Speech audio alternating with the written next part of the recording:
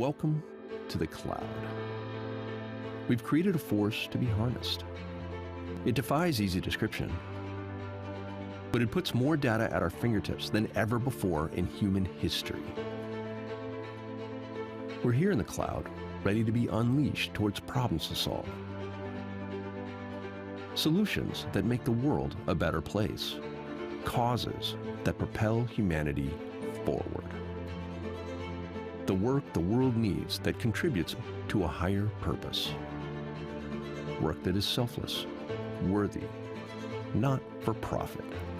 From helping our children grow up to making sure that art never grows old.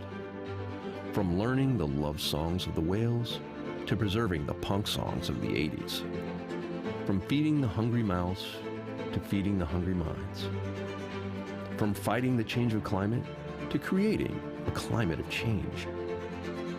We at Amazon Web Services are proud to provide a wide range of cloud-based capabilities to these nonprofit missions, from the common to the extraordinary. But most of all, we're here to provide tools to support these causes, to help turn imagination into possibility and possibility into a better world. Welcome to the AWS Imagine for Nonprofit Conference. From AWS, please welcome to the stage Jeff Kratz. Good morning, all. Oh, come on. This is a group of individuals, organizations, literally from around the world that want to change the world for a much better good that I think we can all agree that the world needs right now. So let's try that one more time. Good morning, all. Good morning. There we go. Thank you so much for joining. My name is Jeff Kratz, and I have the privilege, and it is a privilege, of looking after our global nonprofit business. And it is an absolute delight to welcome you all to HQ2 and this Imagine conference. You know, this is my first Imagine conference. And I know many of you have come before. In fact, this is our 9th all up. But you know, when I was thinking about how I grew up, when I think about my family, I come from a family of farmers in Iowa. And it was from that childhood that was growing, of really thinking through in many ways how we are all gathered together. And that sense of bringing an entire network together for the common good, to help each other out, just like we did on the farm. When it was time to go ahead and harvest, we all pulled together. We helped each other along the way, no matter what the cause. And like farming, tending to soil, we got unpredictable seasons that we had on the farm. We have unpredictable seasons that we are all finding now. And supporting each other really helps provide that resilient harvest. And for many of you, as I mentioned, this may not be your first time to the Imagine conference. You know, we've been doing this now for quite some time, and it's always an inspiring opportunity to pull together organizations. Literally, we have organizations that have traveled from the other side of the planet, Australia. You could not drive a pin straight through the earth more directly on the other side, but to come and to share their stories.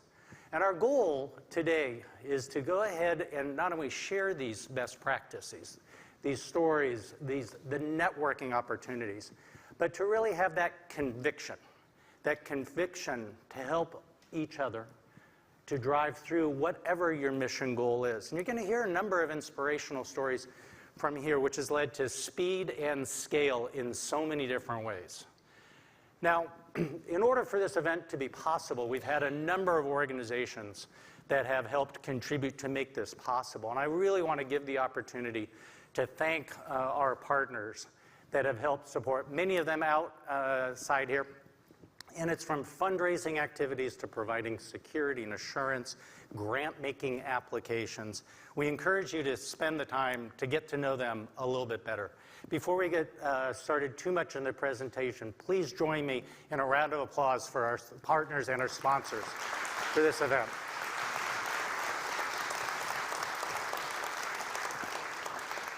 Now, we have an incredibly full agenda today. Today on this stage, this is our Inspire stage, and you'll hear from senior nonprofit leaders about how they've unified their organization, leveraging cloud computing, their shared vision, their ability to look at data as a strategic asset of their organization, and how they've paved the way for incredibly high impact innovation. And for those that want to dive deeper into how did they do that, join us on our build sessions just around the corner here, where we also have a technical track that is there. Hands-on generative AI workshops that we'll be having. So if you brought your laptop, you have it in your bag, wonderful opportunity to get that practical engagement. You can also chat with our technical specialists. Right around the corner, we have Ask the Experts. We have a number of our very talented solution architects and technical team here to help answer any questions that you have. We also have some fun in the lounge. We have an AI headshot phone booth, which is kind of fun to go ahead and do. Lots to explore throughout today. Now, our purpose is really to go ahead and help focus not only on what the cloud can do, but why it matters. Why it matters in a changing world that we're all being faced with right now. We know that you depend on systems to work. We know you depend on the security, reliability, the performance, the impact that is there. That's why at AWS we continue to innovate on your behalf. That opportunity to enable you to focus on your mission work while having that very high level of security and performance. I'll give a quick example with the recent wildfires in Los Angeles. When wildfires overwhelmed the entire city earlier, WatchDuty, an amazing nonprofit with the inspiration, help keep people safe by providing real-time information to all the residents. That emergency information on evacuations, on different routes, et cetera, they were able to scale up on top of AWS to reach over 1.8 million people in less than 24 hours. They're focused on their mission, not on the technology. They provide that official data feed to help the entire community, help other organizations support what was occurring. Now they're working on expanding the alert system, which I'm really excited about as we think about nonprofits being those first responders that race on in behind fire and medical and police. And now they're expanding into areas such as floods and earthquakes, helping the public stay safe. We also have amazing research and organizations that are helping pave the way for a healthier world that we all in. In particular, the National Marrow Donor Program. They're revolutionizing right now donor matching programs, being able to help spin up faster new programs, leveraging the data, modernizing their infrastructure on top of AWS. To give some quick examples, they now are able to help support donor matches 10 times faster than they were before. Their platform releases, they now can do in 1 year that normally took 4 years, saving over $1 million, which goes a long way in new programs and initiatives that are out there. And this transformation directly supports the program's critical mission of saving lives through cellular therapy and helping individuals around the globe. Those two organizations, as well as many here in the audience, are really leveraging data in new ways. Data becomes that opportunity, not only for insights and fundraising activities that are there, but it's a unifying way to go ahead and help advance your mission.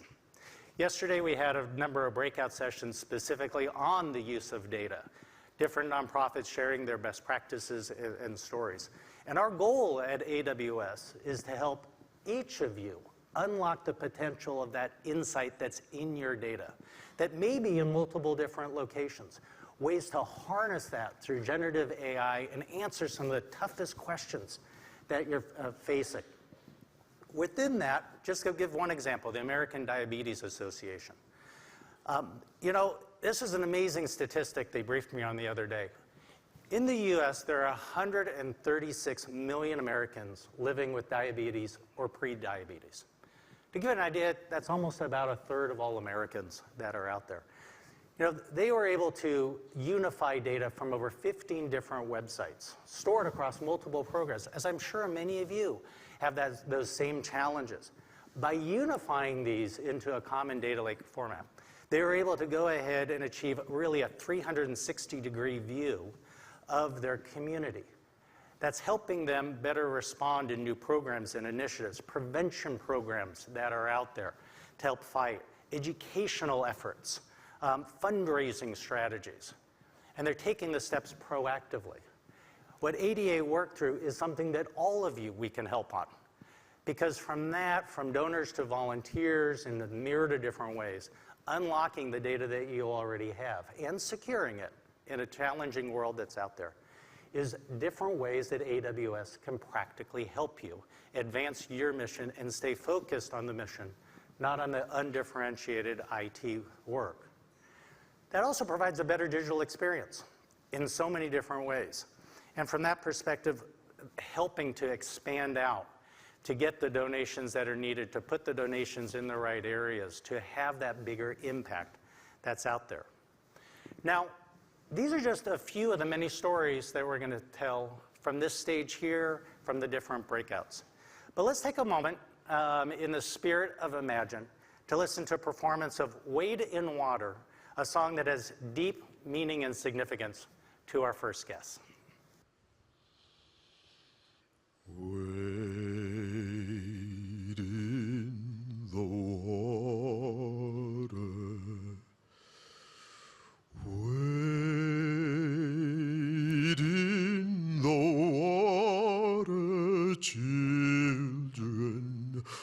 wade in the water. Gods are gonna trouble the water.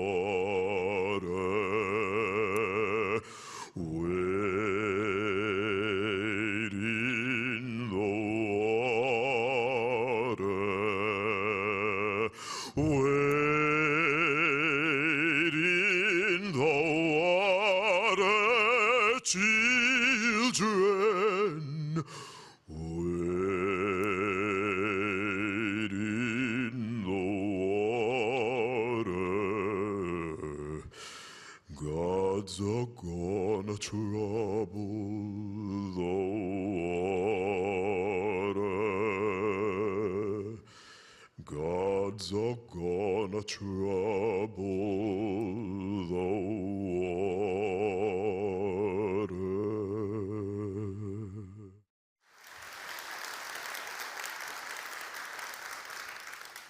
Hi, I'm B. Martin Lee, and I live with epilepsy. Like those found their path to freedom by wading through troubled waters, we as nonprofits are navigating challenges that test our courage, our resolve, and most importantly, our purpose. The spiritual wade in the water is more than a song to me. It's a reminder that even when the road ahead is unclear, our mission must remain unwavering. As the world shifts rapidly, our devotion to communities we serve must be as resilient as those that found their way through this music.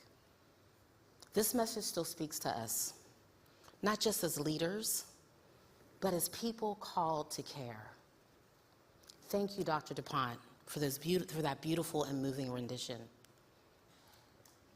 I'm honored to serve as the CEO of the Epilepsy Foundation. My leadership is grounded in history, personal experience, and a deep sense of responsibility, as I am a person living with epilepsy. Our mission is simple, but powerful: to improve the quality of lives affected by epilepsy through education, advocacy, research, and connection. So that no one, no child, no parent, no caregiver faces epilepsy alone. Like many of you, we're navigating a tough and complex landscape, but with community at the center, we're finding our way. When we look back at time, we see a powerful pattern. Moments of great difficulty often led to transformational innovation. From the Great Depression, we saw the rise of labor protections, the middle class, and business models rooted in affordability and access. Fast forward to 2008.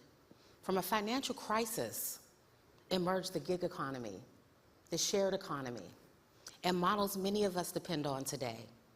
Hard times spark big change. There's a quote by Igor Stravinsky that stays with me. The more constraints one imposes, the more one frees oneself. Constraints push us to be bold, like my suit, to innovate, to lead. Today, our nonprofit sector is having its own pivotal moment. The funding landscape is shifting beneath our feet, but I believe we're standing at the threshold of transformation. These constraints are not the end. They are the beginning of something new. They're forcing us to think differently, to design smarter, to lead with courage and with heart. So here's the big question. How do we leverage technology, AI, and data to create lasting impact while securing our financial future? Anybody have an answer? Anybody? The answer to that question will define the future of our sector. And I truly believe that we, my friends, are the right people at the right place at the right time to provide the answer. At the Epilepsy Foundation, we see a powerful opportunity.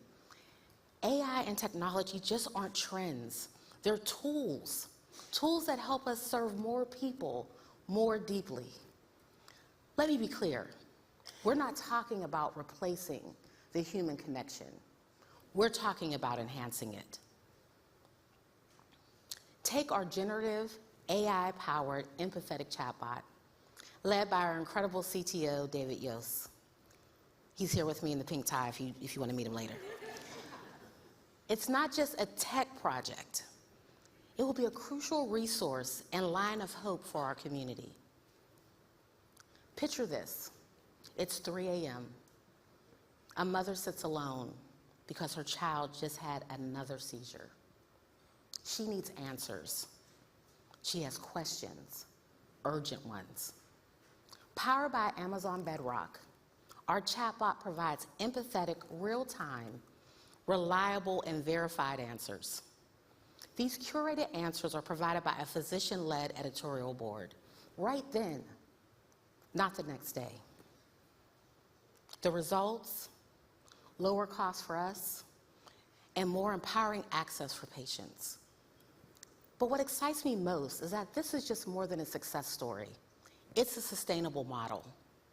A model for how we can scale our impact globally without ever losing our humanity.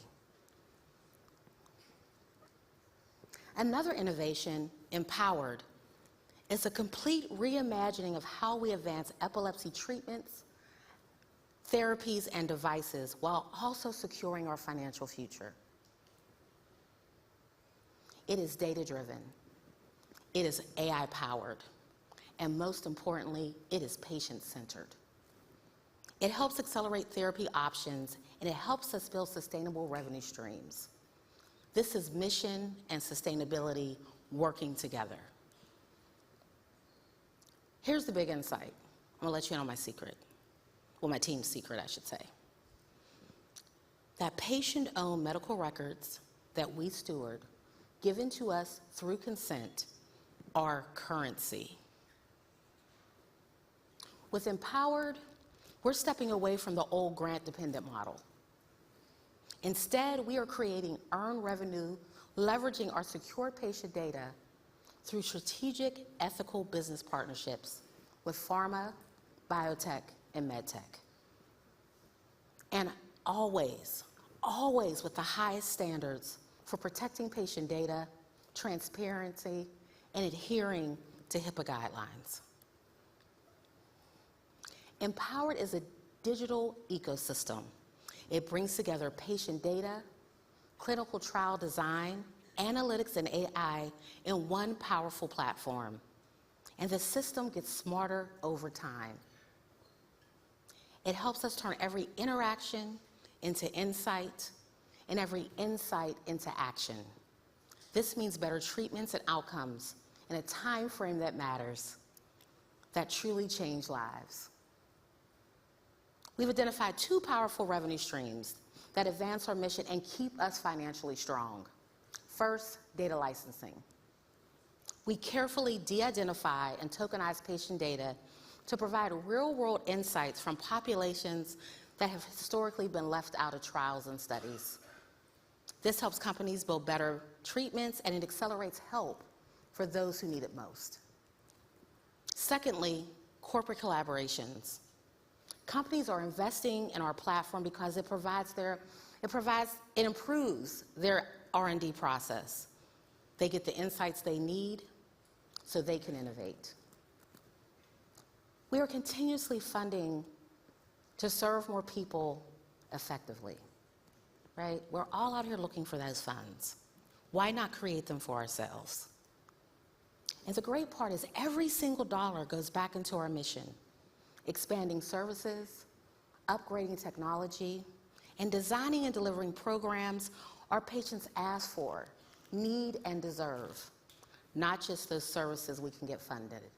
You all know what I'm talking about. My friends, we're at a crossroads. The challenges are real: shrinking budgets, growing need, increased demand on all sides. But this is the moment to just not survive. It is the moment to thrive. AI and tech aren't just stopgap measures. They are bridges to deeper, better, bolder services. Let's stop reacting to the limitations and start shaping what's possible. The path ahead will take courage. We must keep equity, ethics, and compassion front and center because that's who we are. But the reward is a stronger, more inclusive future, and it is so worth it.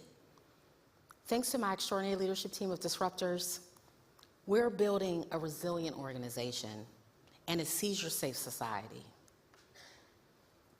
Today, we celebrate Purple Day, Global Epilepsy Awareness Day, along with 3.4 million individuals in the United States and 60 million globally who live with epilepsy. And we at the Epilepsy Foundation are inspired. We are ready. We are rising. We are rising. Join us. Let's rise together and shape a future for our beloved sector, a sector for and of the community. So be disruptive, be ambitious, and be well. Thank you. Thank you so much.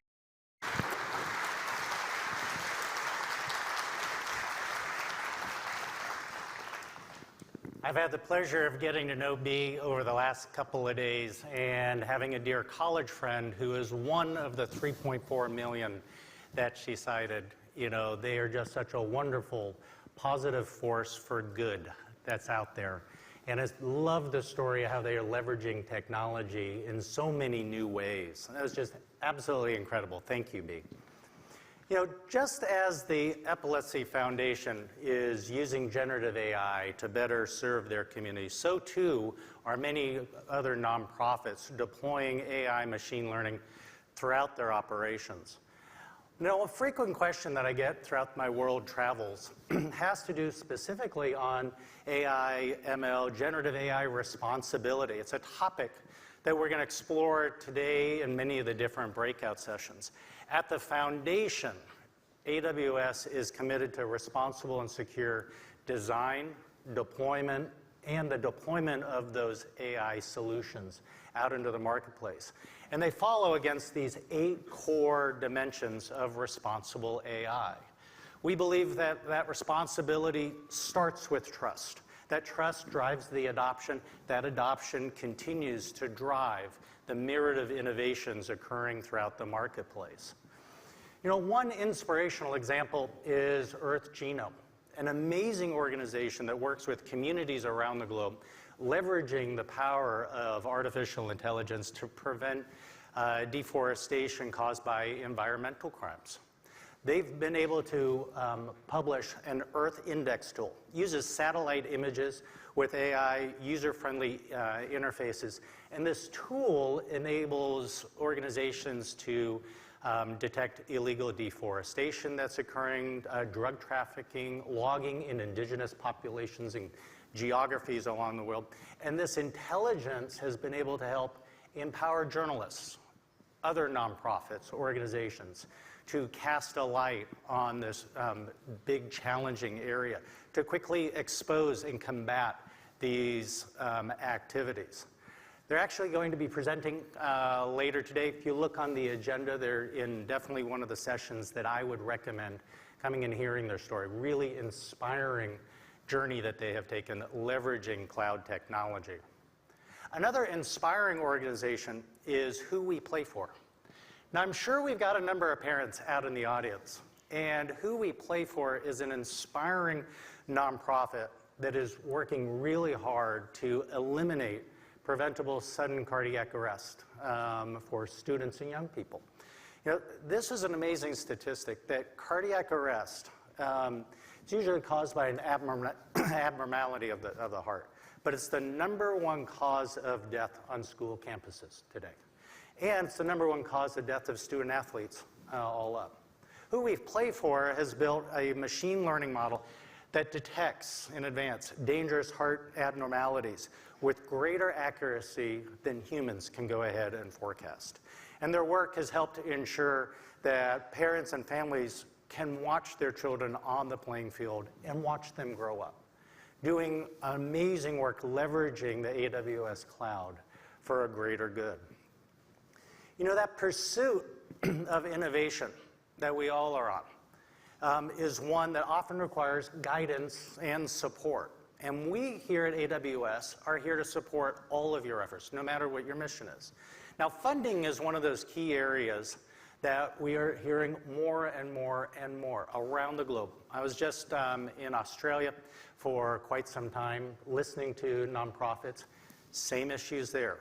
We recently released, if you've got your phone, you may want to go ahead and pull it on out to get the QR code.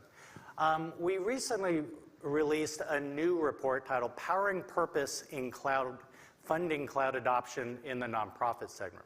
Now, this is commissioned by AWS, and it explores how different organizations are approaching and viewing technology funding and the trends that are forecasted in the coming years. For example, 77% of funders say modernizing technology is a very important aspect of organization effectiveness when setting up funding guidelines. A terrific report. I strongly encourage downloading. We also have some paper copies just outside the room here. It also provides some important information on grantees and funders alike. And it's a marvelous way if you're thinking about capital funding campaigns coming up later this year that I'd strongly encourage taking a look at. Now, we're continuing to do our part to add in. And, you know, I'm thrilled to launch the 2025 AWS Imagine Grant Cycle. This is our largest grant cycle ever for a nonprofit. And it provides cash funding as well as other vital resources to nonprofits building cloud solutions that can help address the persistent challenges that we all are facing. And today, in addition to announcing for the US for this year, I'm really excited to include other parts of the world in the announcement. And in addition to the US, the United Kingdom and Ireland that are part of our existing program today, we're making this available for nonprofits in Canada, in Australia, and New Zealand.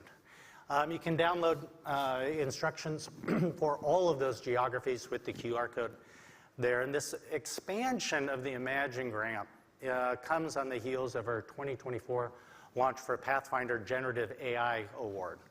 This new award received literally hundreds of applications focused on driving innovation in different areas. And one of the inaugural Pathfinder Award winners was Candid.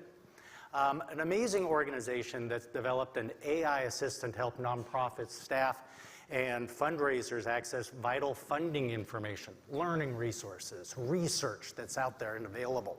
Their generative AI search and analysis tool helps users navigate on through to extract the insights out from their extensive multimedia resources. And it's a tool that will enable faster discovery of content and patterns, connections, to help nonprofits improve and scale their critical work. An amazing organization that is continuing to do good out in the world. And we're fortunate to have a number of our award winners with us. One that I'm really excited to welcome on the stage is the Nature Conservatory, another winner of the first Pathfinder Award cohort.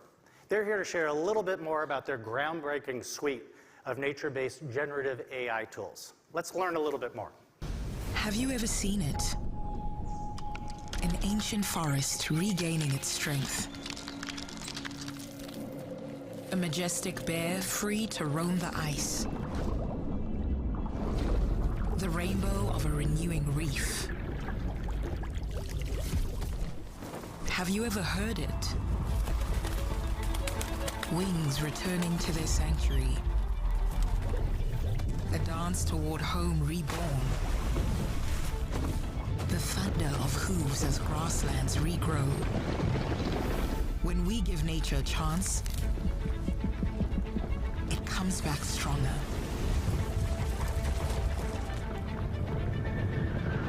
Now, we've reached a fork in the river. One direction leads to catastrophic climate change and the loss of life as we know it.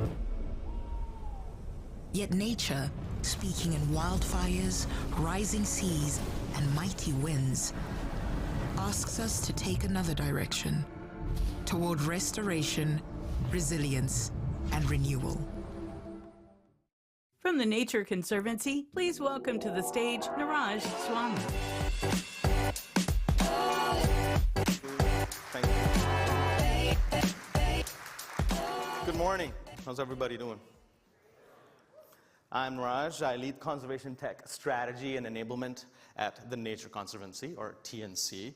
We're a global nonprofit focused on conserving lands and water on which all life depends.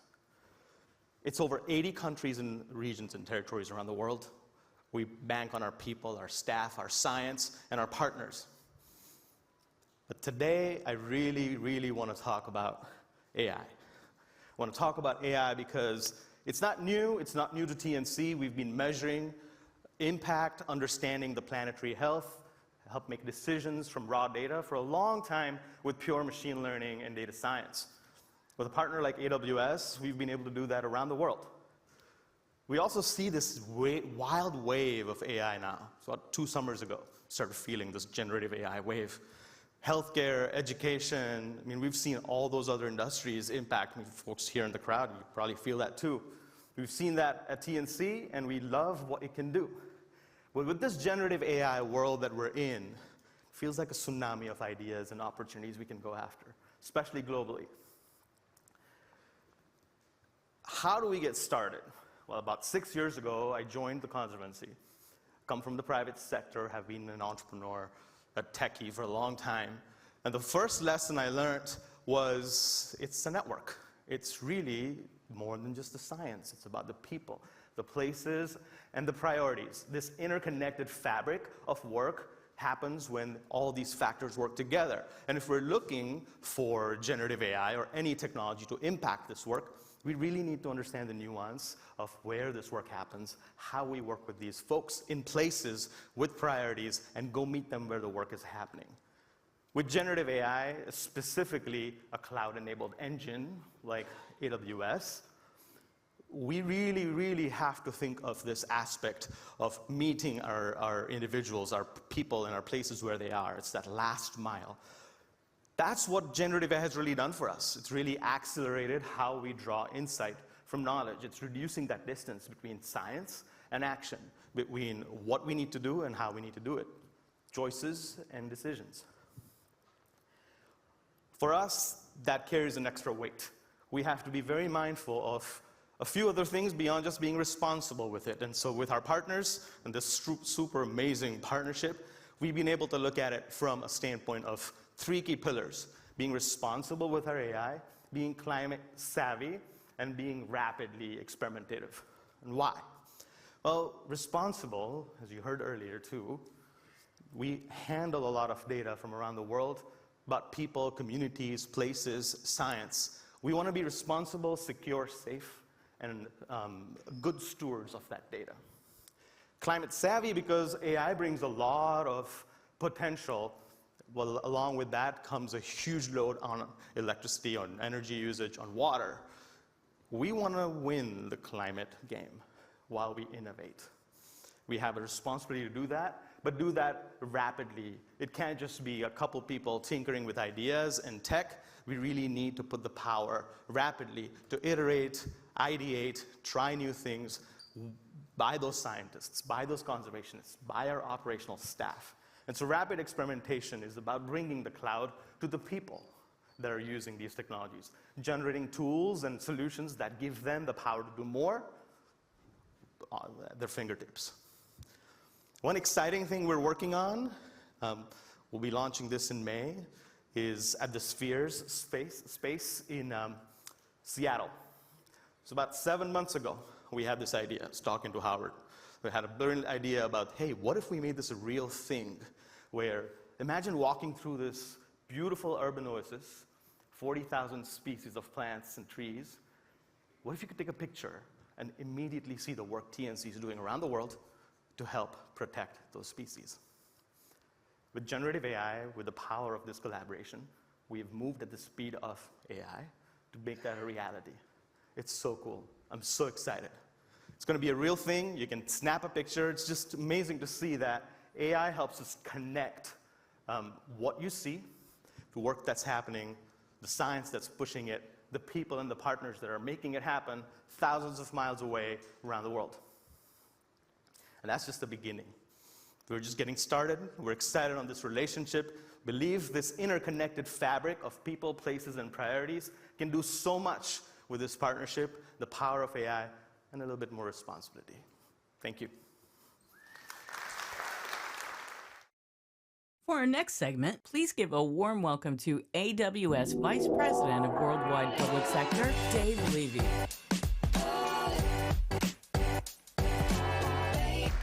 Thank you, Niraj. When I think about the future of environmental and humanitarian work, I'm filled with awe.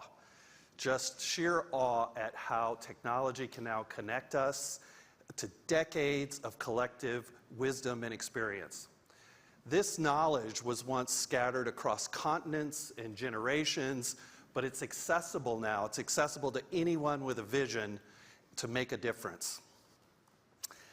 So I lead worldwide public sector for AWS, and throughout my career, I've witnessed countless transformations. And I can tell you, right now, we are at the start of what will be a tidal wave of innovation. And it's technologies like generative AI and stories like these are just the beginning. Each year at this conference, at the Imagine Conference, I'm humbled, I'm inspired. It's the unwavering dedication of all of you. And you wake up every day and you ask, how can I make the world a better place? And for us at AWS, that is simply remarkable, and we want to hear that from you. Because the challenges we face today as a global community, they're complex and they're interconnected. But what gives me hope, what gives me deep, deep hope is that we're building more than just systems and solutions. We're creating opportunities. Opportunities where compassion meets innovation and where local insights spark global impact. So together, we're not just dreaming of a better world. We're not just talking about it. We're actually building it day by day, person by person, and community by community. And so we're proud. Our whole team is proud. Our whole company is proud to be your technology partner in making those dreams a reality. And today, I can't tell you how honored I am. I usually never get nervous on stage. Never, after all these years. But today, I'm a little bit nervous because I'm honored that we have a legendary person that's coming on stage, a legendary conservationist, a nonprofit founder, a United Nations messenger of peace. And for more than 60 years, she's shown us the profound connection between humanity and the natural world. So please join me in welcoming Dr. Jane Goodall to the stage.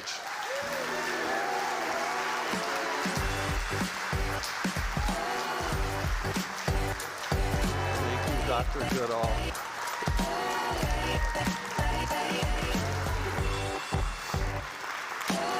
Let's see.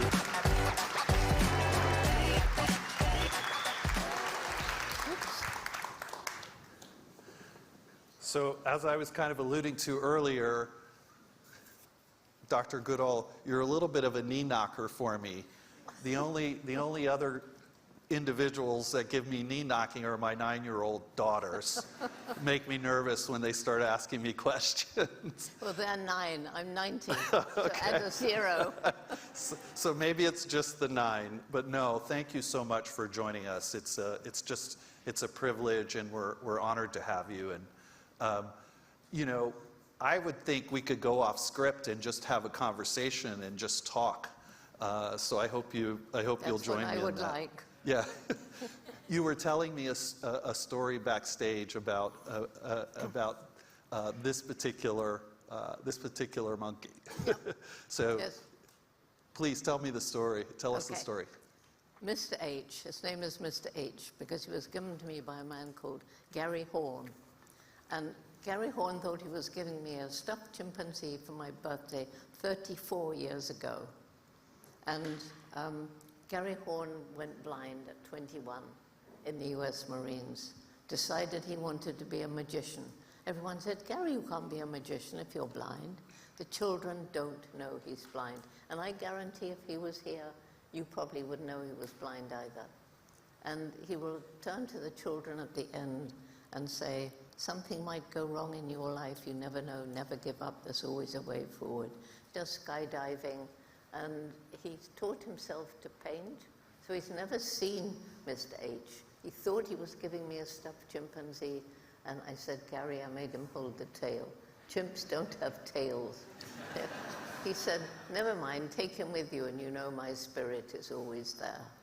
So he's my symbol for the indomitable human spirit. That's a fantastic story, and I don't know Gary, but he sounds unbelievably inspiring. When I hear that, I think about resilience and hope. And I get to travel a lot, maybe not as much as you, based on what we talked about backstage. But what is it about resilience and hope that's important? What role has that played in the work that you've done? And what do you think is important about it today in particular? Well, I would start with why it's important today, because people are beginning to lose hope, because we're going through pretty dark times, politically, socially, and definitely environmentally. And so it's very important to share stories about the resilience of nature, that places we've totally destroyed, given time and perhaps some help, nature will come back.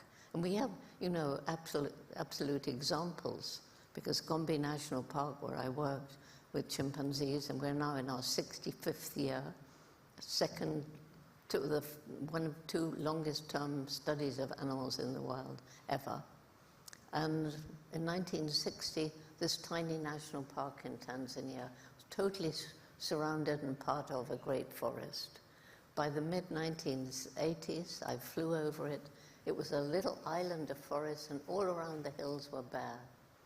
And it suddenly hit me. The trees are being cut down by people struggling to survive, to make some money from charcoal or timber, or more land to grow food, to sell or feed their families. And it hit me that if we don't help these people find ways of making a living without destroying the environment, then we can't save chimpanzees, forests, or anything else. And so we began a program, we call it JGI, Jane Goodall Institute's Method of Community-Led Conservation. Not going in as a bunch of arrogant white people to a poor African village, and there were 12 around Gombe. You know, this is what we're going to do to make your lives better. It was local people going in and asking them, what can JGI do to make your lives better? And that program is very holistic. It's now in 104 villages throughout most of Chimp Range in Tanzania. And the people now understand protecting the environment isn't just for wildlife, it's for their own future, understanding the value of preserving the environment. So now, if you fly over Gombe today, the bare hills are gone. And so it's an example of the resilience of nature. Stories like that are what are giving people hope. Stories like this, people tackling what seems impossible, not giving up, and often succeeding, that gives people hope.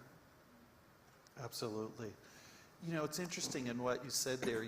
You went from Tanzania, from observing chimpanzees, to what you just described, which is education and advocacy.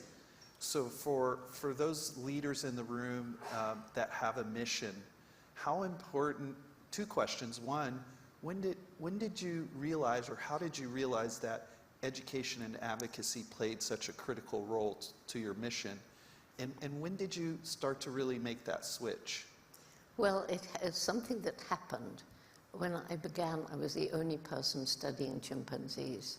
By 1986, there were 6 other sites across Africa where people were studying chimps. So I helped bring together a conference where these people, you know, we wanted to know, does chimp behavior differ from environment to environment? Is there something like culture, which there is?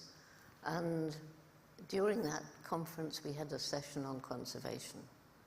And it was shocking, like across Africa, wherever chimps are, the forest was disappearing and chimpanzee numbers were dropping. So by that time, I had my PhD. I didn't have one when I began. And so I went to the conference as a scientist, loving being in Gombe. It was the best days of my life.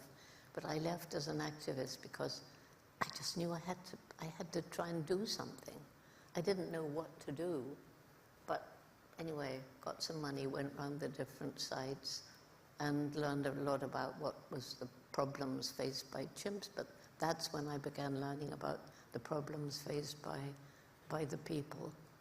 And so, you know, that's how I changed from being a naturalist, I call myself, out in the field, to trying to find ways of making the world a better place.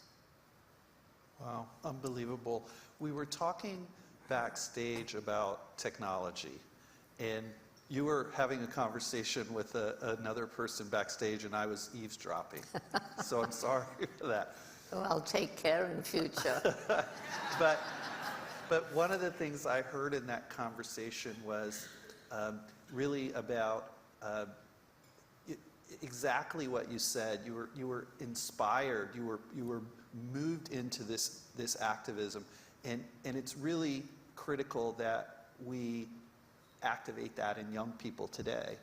And perhaps sometimes because of technology, that might not happen as much as we want it to, or we see it happening.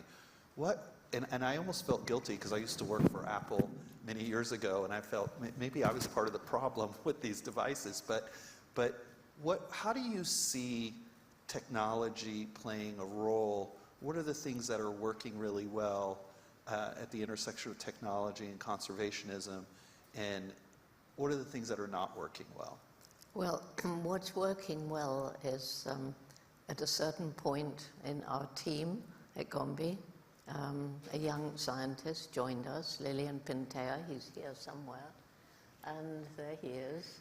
And he introduced GIS, GPS, satellite imagery into what we're doing in our conservation of the chimpanzees at Gombe.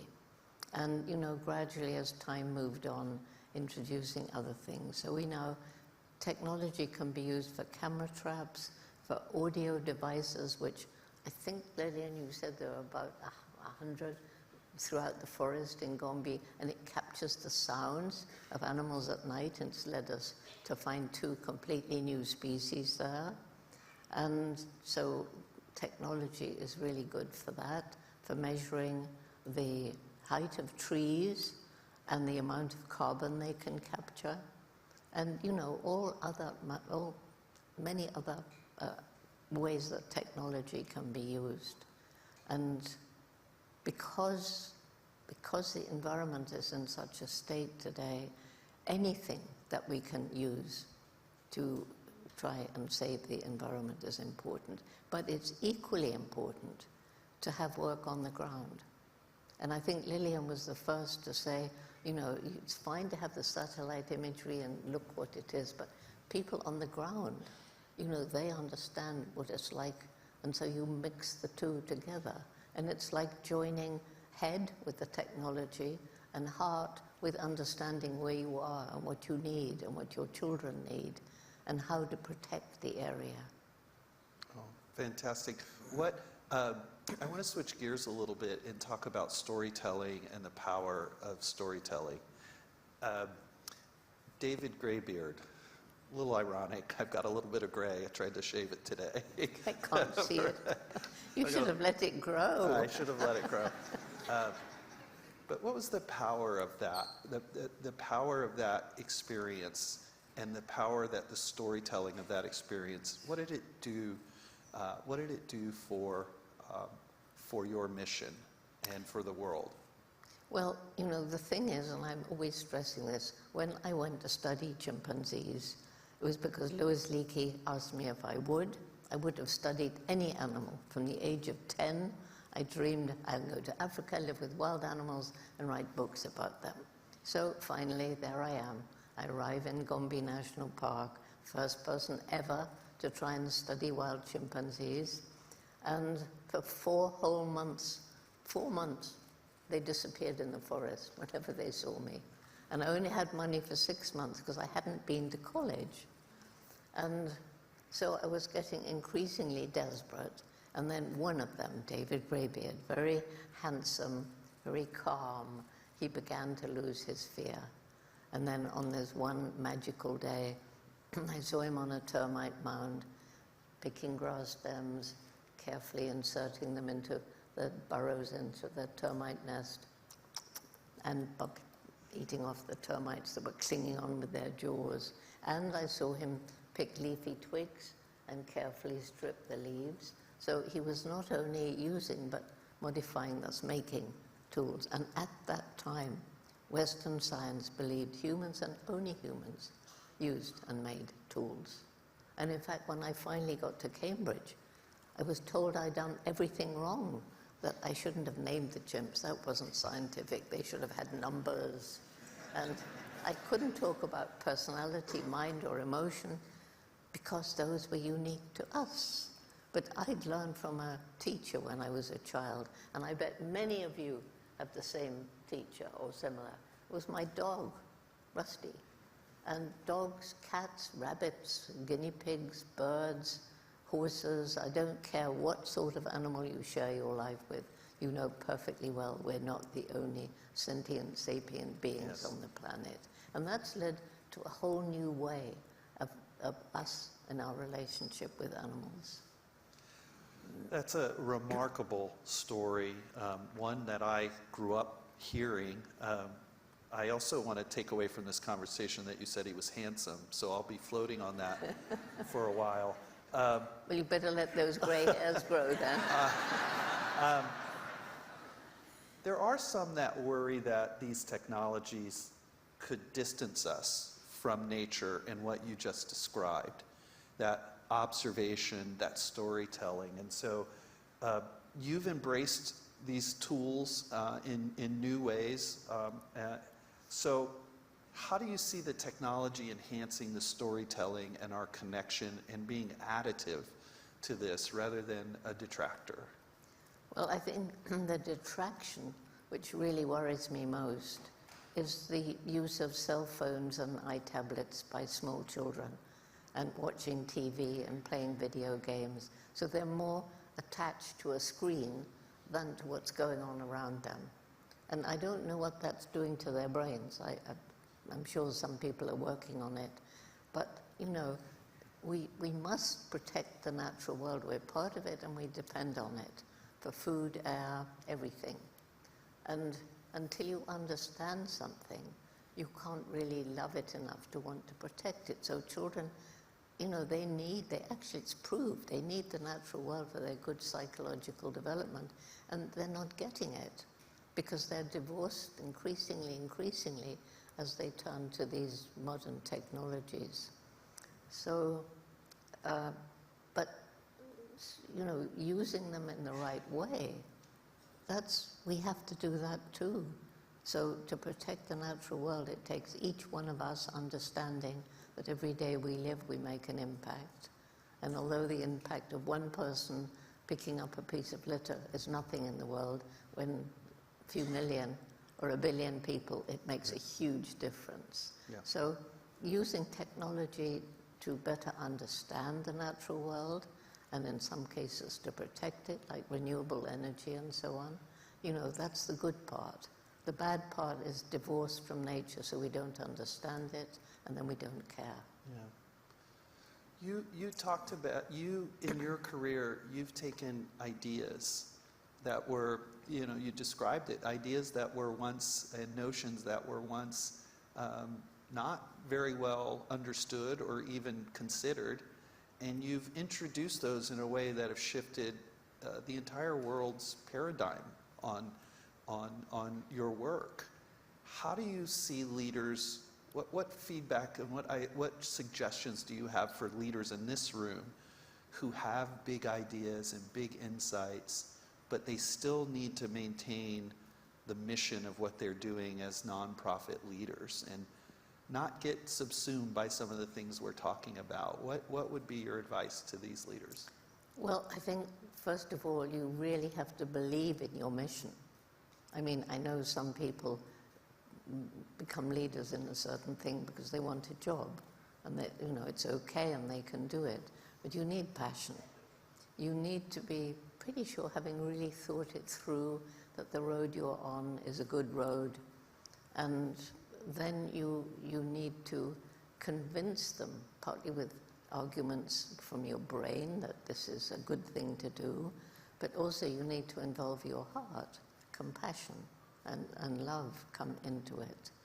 And so I think you also need to, like, for example, when I saw that the people around Gombe were cutting down the trees, and I realized, well, you can't just tell them to save the environment for wildlife because they're struggling to survive. So you have to work your mission into helping the people that you want to join your mission in ways that make sense to them. Well, I want to spend the last few minutes we have, and I'm not nervous anymore. Now I'm worried that I don't have any more time with you. We don't have more too. We want as much time as we can from you. But I want to spend the last few minutes talking about hope. And we were talking about that a little bit backstage. What gives you hope right now at this time and in this place? And Okay. you've talked about before a little bit about your mother being an inspiration for you, a foundation for hope. What gives you hope right now? Well, actually, it was my mother supporting my passion that was the important thing. It's really very important that parents support what their children want to do, even if they know the children won't eventually do it. What gives me hope? The indomitable human spirit gives me hope. And we see that all around, stories of people doing amazing things. This intellect gives me hope because we can use it to find ways to live in greater harmony with nature. The resilience of nature, I described what happened at Gombe, and animals on the brink of extinction can be given another chance. And then finally, and this is what I hoped we would get to, what gives me hope most is the young people. So in 1991, I started a program called Roots and Shoots, and it began with 12 high school students in Tanzania. And they were worried about all kinds of things going on around them way back then. And so we had a meeting and we decided the main message was what I've already said, every one of us makes an impact every day. Secondly, because everything is interrelated, which you learn when you study ecosystems, each group would choose 3 projects, one to help people, one to help animals, one to help the environment. And what began with these 12 high school students is now in 75 countries. Wow. We have members from kindergarten through university and beyond. And I can't tell you the number of people who've come to me and said, joining Roots and Shoots was the best thing I ever did. So if you live in America and you've never been abroad and you go off to, say, a Caribbean island, or you go to Africa or something, and you're a bit nervous, and people have told me this, and you hear somebody talking about Roots and Shoots, you found your family, because it's all about respect and compassion and inclusion, and we reach out. So in a big city, you reach out into the poor areas, into the, you know, the different ethnic groups, and these are the young people. Some of them are already in decision-making positions, and they retain those values of respect and compassion. And they have courage. There's something about this program that makes it unique, partly because the young people choose what they do. Not when they're in kindergarten, they need some help, but they already know what sort of thing they want to do, grub about in the earth or work with animals, you know, even little children. Remarkable. So this is what gives me the most hope. And whatever dark times we go through, if we can nurture the right, you know, feelings in the young people. I've just got back from China.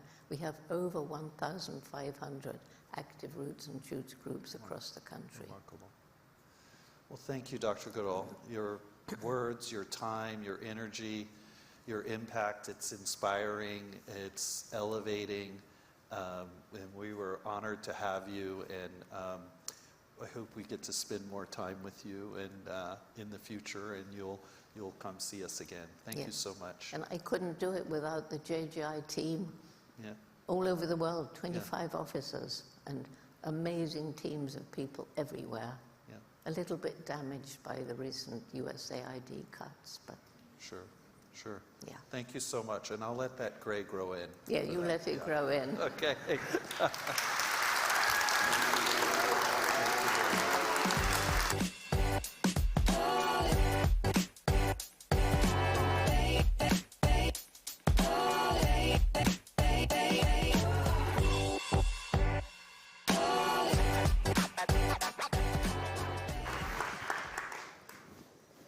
What an inspiring fireside chat.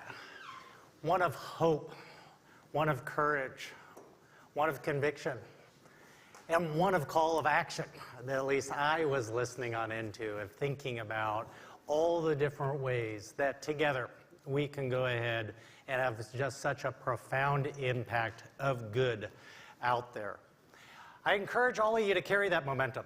You know, as we wrap up this keynote, you know, that opportunity to practice, as we say at Amazon, learn and be curious.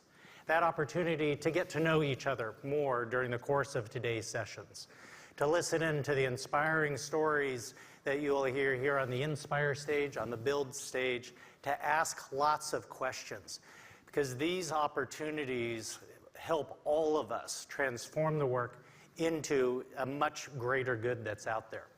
Take advantage of the coffee breaks. Take advantage of those times to ask the experts any questions that you may have, different practices that are out there. Some of those conversations are the most valuable takeaways from these get-togethers. You know, it's inspiring to hear the stories of the speakers. It's inspiring to go ahead and hear all of your stories. From that, my hope is that as you all leave today, you get a greater opportunity for how together we can help advance your mission. As my grandfather on the farm used to say right after breakfast, okay, you're fed, now let's get to work. Thank you all for joining. Have a great day.